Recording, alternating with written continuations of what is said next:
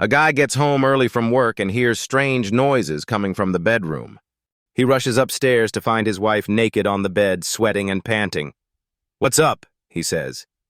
"I'm having a heart attack," cries the woman. He rushes downstairs to grab the phone, but just as he's dialing, his 4-year-old son comes up and says, "Daddy! Daddy! Uncle Ted's hiding in your closet and he's got no clothes on."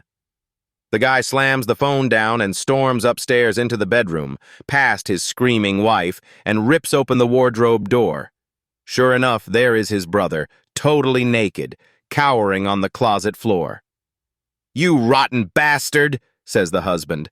"My wife's having a heart attack and you're running around naked scaring the kids."